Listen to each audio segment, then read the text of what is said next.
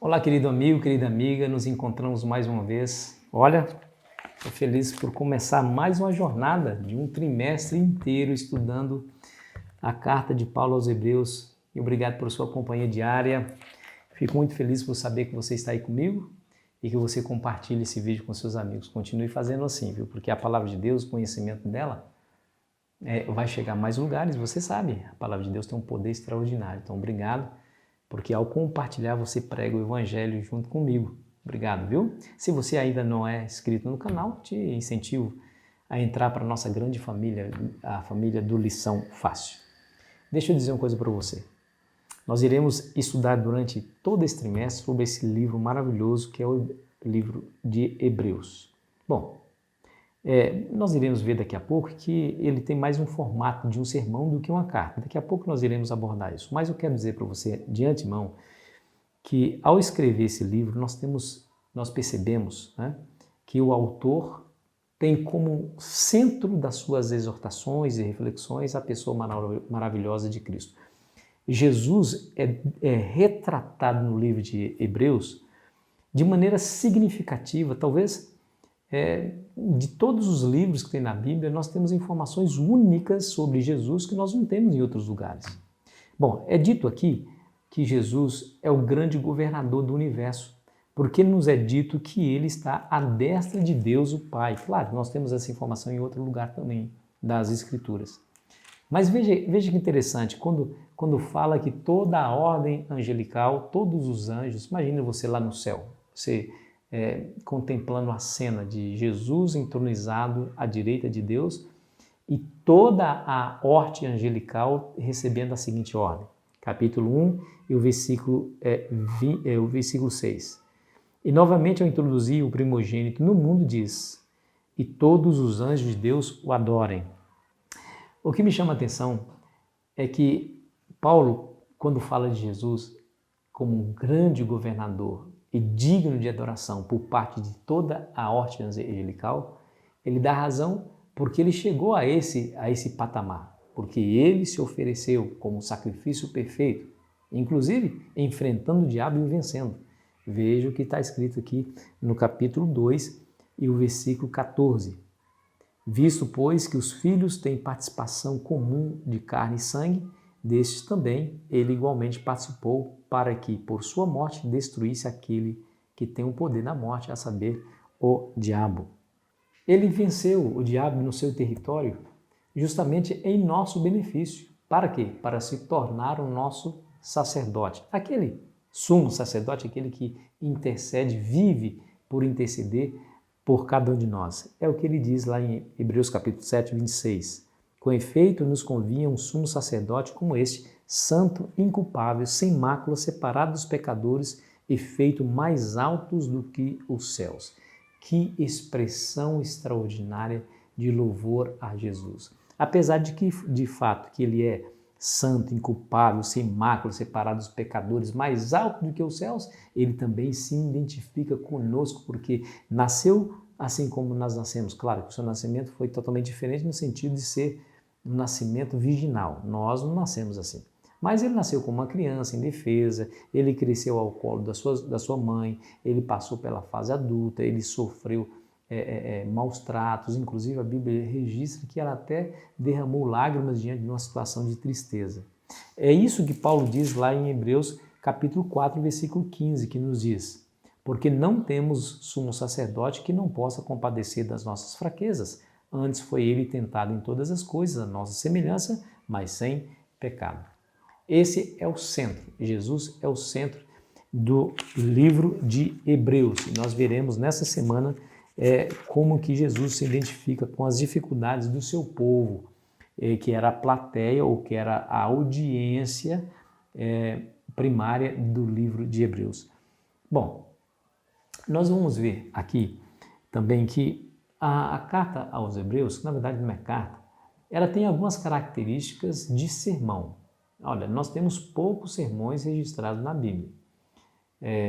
Na verdade, nós temos fragmentos de sermões, resumo de sermões, mas esse material Hebreus foi preservado como um sermão completo. Bom, por que nós acreditamos que é um sermão e não uma carta? Porque ela foge dos padrões das cartas registradas na Bíblia. Por exemplo, na Bíblia, as cartas ou epístolas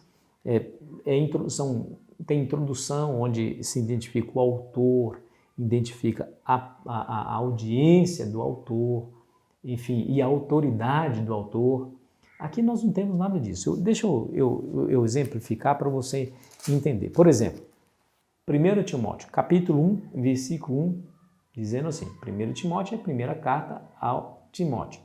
Escute as palavras. Paulo, apóstolo de Cristo Jesus, pelo mandato de Deus, nosso Salvador, e de Cristo Jesus, nossa esperança, a Timóteo, verdadeiro filho na fé, graça, misericórdia e paz da parte de Deus, Pai e Cristo Jesus, nosso Senhor.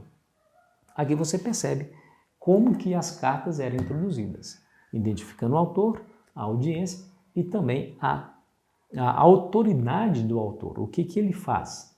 No caso aqui, Paulo, apóstolo de quem? De Jesus Cristo. E também há uma saudação de graça, né? Que fala assim, pela misericórdia e paz da parte de Deus, Pai e Cristo Jesus, que é uma saudação carinhosa que eles faziam. Quando você vai lá em Hebreus capítulo 1, você não percebe nada disso. É totalmente ausente esse tipo de informação. O verso 1 diz assim, o verso 1 e 2. Havendo Deus, outrora falado muitas vezes e de muitas maneiras aos pais, pelos profetas nesses últimos dias, nos falou pelo Filho, a quem constituiu herdeiro de todas as coisas, pelo qual também fez o universo. E aí ele continua a sua argumentação. Não tem nenhuma introdução oriunda comum às cartas daquela época. Bom, quais são as outras razões que os eruditos apontam para acreditar que esse material é um sermão preservado, não uma carta? Bom, aqui nós temos algumas evidências. Nós vamos ver aqui, Hebreus capítulo 13, versículo 22, que nos diz o seguinte: rogo-vos, pois, irmãos, que suporteis a presente palavra de exortação. Essa expressão, palavra de exortação, era usada para identificar um sermão pregado na sinagoga ou em uma casa onde havia gente reunida para um culto, por exemplo. Veja, por exemplo, Atos capítulo 13, e nós leremos o versículo 15. Depois da leitura da lei e dos profetas, os chefes da sinagoga mandaram dizer-lhes: irmãos, se tende alguma palavra de exortação para o povo, dizei-a.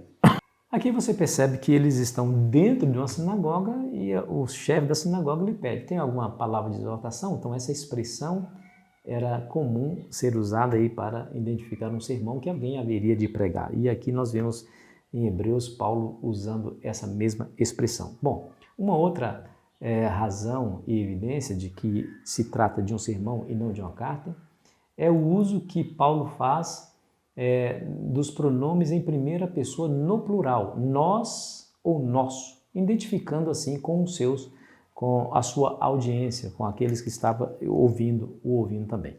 Bom, uma outra razão que nós veremos aqui, isso está bem claro, é o uso abundante de expressões como falar e ouvir. Quando é carta, quando é um documento escrito, essas expressões não são usadas da maneira como foi usada aqui. E, em lugar dessas expressões, se usa outras expressões como ler e escrever. Vamos ver, deixa eu mostrar para vocês aqui alguns exemplos. Por exemplo, Hebreus capítulo 2, versículo 5. Pois não foi a anjos que sujeitou o mundo que há de vir, sobre o qual estamos falando. Veja, não perca aqui a informação, a expressão que ele está usando, sobre o qual estamos falando. Agora, vamos a um outro texto, Hebreus capítulo 5, versículo 11. A esse respeito, temos muitas coisas que dizer e difícil de explicar. Muitas coisas que dizer. E aí o final do verso diz lá, porquanto vós tendes tornado tardios em ouvir. Há outros exemplos, capítulo 6, versículo 9. Quanto a vós outros, todavia, ó amados, estamos persuadidos das coisas que são melhores e pertencentes à salvação, ainda que falamos dessa maneira. Ainda que falamos dessa maneira. O capítulo 8, versículo 1, também ele nos diz, é mais um exemplo. Ora, o essencial das coisas que temos dito é que possuímos tal sumo sacerdote. Essas razões apontam para o caráter dessa reflexão, desse material, que é justamente um sermão preservado do início ao fim. Que coisa extraordinária, né? Você sabe o que me chama a atenção? É que Paulo, ao pregar esse sermão para a sua audiência, o desafia a audiência a permanecer firme, ainda que eles estivessem passando por problemas, dificuldades. Ele desafia a sua audiência e também a nós hoje, que lemos o seu sermão, a permanecer firmes aos pés de Cristo, confiantes de que o Senhor Jesus ele está operando em nosso favor junto ao Pai Celestial. Ele diz expressões como essa: aquele que há de vir, virá e não tardará. Ele usa outras expressões importantes para nós. Acheguemo-nos, portanto, confiadamente junto ao trono da graça, a fim de recebermos graça e misericórdia em tempo oportuno. Então ele vai desafiando a sua audiência, permaneça. É certo que vocês estão passando por problemas, dificuldades, ou passarão, mas aquele que é o nosso sumo sacerdote, ele está olhando por nós, ele não nos esqueceu, ele está sempre disposto a nos ajudar. Querido amigo, querida amiga, você não perde por esperar aí o estudo desse material extraordinário, desse sermão extraordinário de Paulo a todos os crentes em todas as épocas. Por ora, fica aqui essa introdução. Amanhã eu ficarei aqui esperando você ansiosamente para continuarmos a nossa jornada espiritual. Quero orar com você. Pai querido que estás nos céus, em nome de Jesus eu lhe peço a tua bênção, Senhor, para essa hora, para esse estudo que iremos fazer. Fale ao nosso coração, Senhor, nos ajude a entender, compreender e colocar no nosso coração tudo aquilo que haveremos de entrar em contato com o estudo desse livro maravilhoso. Pedimos humildemente em nome de Jesus. Amém. Foi muito bom estar com você, querido amigo, querida amiga. Amanhã eu estarei aqui te esperando para continuarmos essa jornada espiritual. Que Jesus te abençoe. Um feliz sábado na presença de Jesus.